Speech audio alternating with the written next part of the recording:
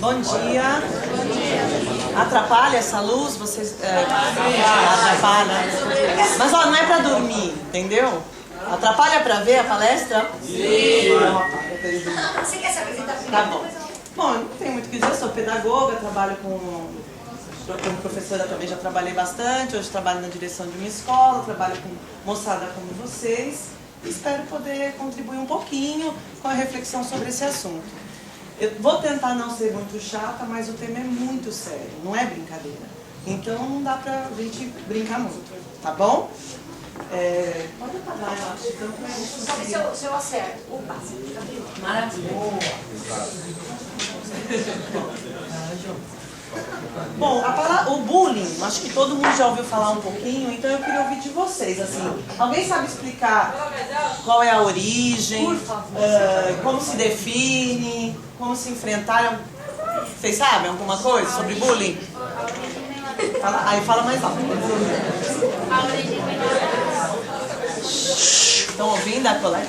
A origem Não? lá da Inglaterra, nos lugares mais longe. Isso. Pra citar o nome já.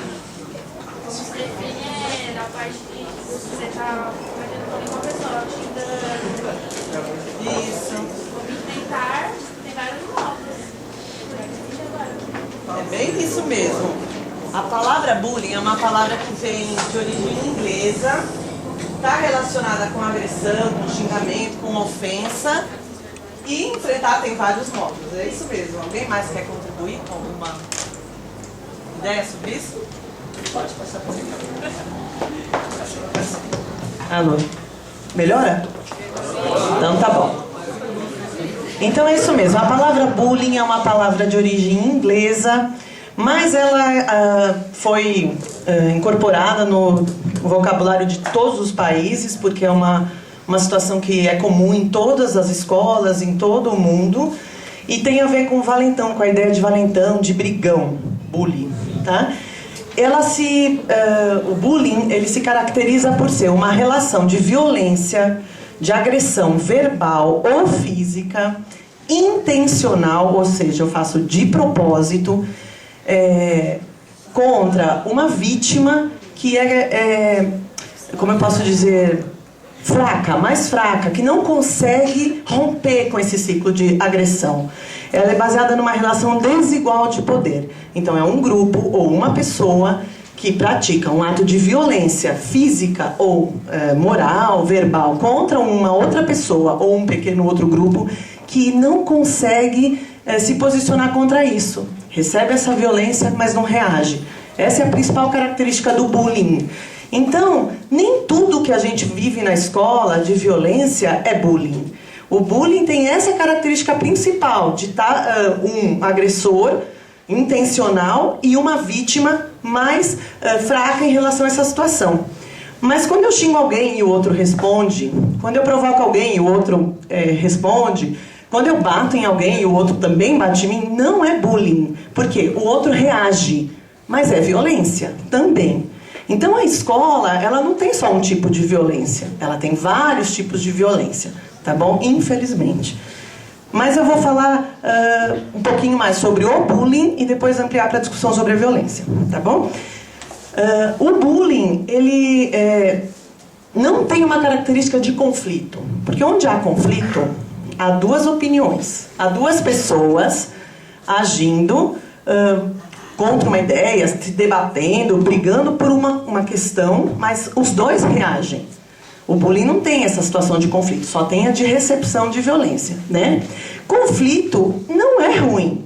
Conflito é inerente das pessoas, é positivo, é através do conflito que a gente chega a uma nova ideia, né? A criar novas coisas. Eu tenho uma opinião, o outro tem uma outra opinião, a gente debate, a gente tenta argumentar até que surge um consenso. Isso é maravilhoso. Então, a escola, não estou falando da sua escola, estou falando todas as escolas, o desafio da escola não é pôr para fora o conflito, é fazer do conflito uma situação de aprendizagem para todo mundo, tá bom?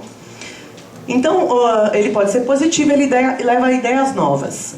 O que vai diferenciar a questão do conflito, do bullying e tal?